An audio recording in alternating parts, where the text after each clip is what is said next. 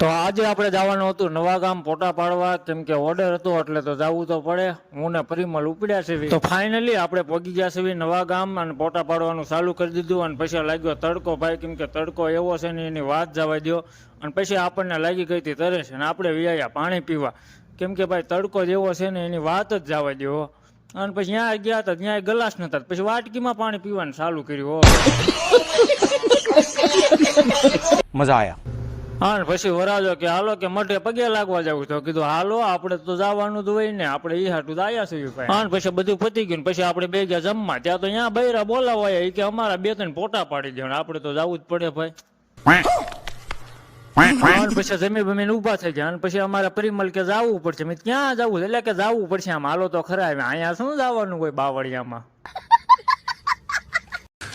તું સમજા?